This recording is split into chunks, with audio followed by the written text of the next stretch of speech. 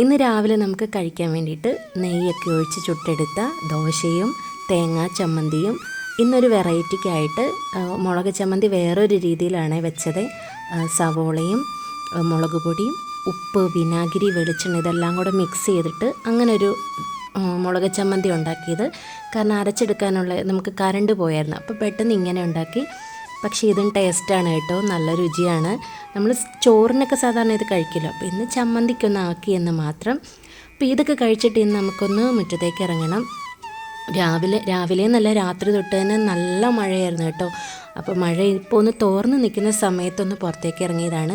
10 മണിച്ചെടി കണ്ടോ, എല്ലാം നല്ല പൂവിട്ട് നിൽക്കുന്നതാണ്, നല്ല ഭംഗിയല്ലേ. എൻ്റെ പ്ലാനിങ്ങുകളെല്ലാം തെറ്റിച്ച് കേട്ടോ. ഞാൻ വേറെ കുറേ ചെടിയൊക്കെ വെക്കണമെന്ന് വിചാരിച്ചിരുന്ന, പക്ഷേ ഈ 10 മണി ഇപ്പം എനിക്ക് ഭയങ്കര ക്രേസാണ് ഇതിങ്ങനെ നിറയെ വെക്കാൻ വേണ്ടിയിട്ട്. ഇപ്പോൾ കോളീസ് ചെടിയൊക്കെ കുറേ വെച്ചതുമൊക്കെ റെഡി ആയിട്ടുണ്ട്. നല്ല വെയിലും നല്ല മഴയും കിട്ടുവാണ് ഈ 10 മണി.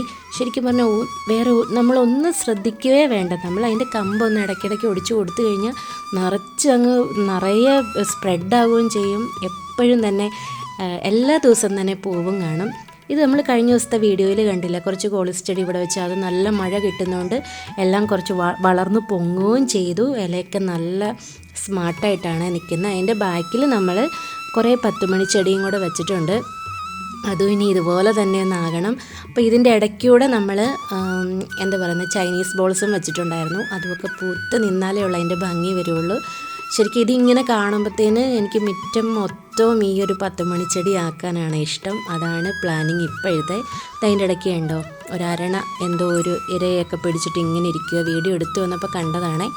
അപ്പോൾ ഞാൻ ചുമ്മാ പുള്ളീനെയും കൂടെ വീഡിയോയിലേക്കൊക്കെ ഉൾപ്പെടുത്തി. ഇതൊക്കെ കഴിഞ്ഞ് വീഡിയോ ഒക്കെ എടുത്തുകൊണ്ടിരുന്ന് ലാസ്റ്റ് ഭാഗം ആയപ്പോൾ തന്നെ മഴ ചന്നമ്മിന്നും ചാറാൻ തുടങ്ങി കേട്ടോ. അപ്പോൾ ഇന്നത്തെ നമ്മുടെ വീഡിയോ ഇതൊക്കെയാണ്. അപ്പോൾ നിങ്ങൾക്ക് വീഡിയോ ഇഷ്ടമായാൽ ലൈക്ക് ചെയ്യാനും ഷെയർ ചെയ്യാനൊന്നും മറക്കല്ലേ. മറ്റൊരു നല്ല വീഡിയോയിലൂടെ വീണ്ടും കാണാം.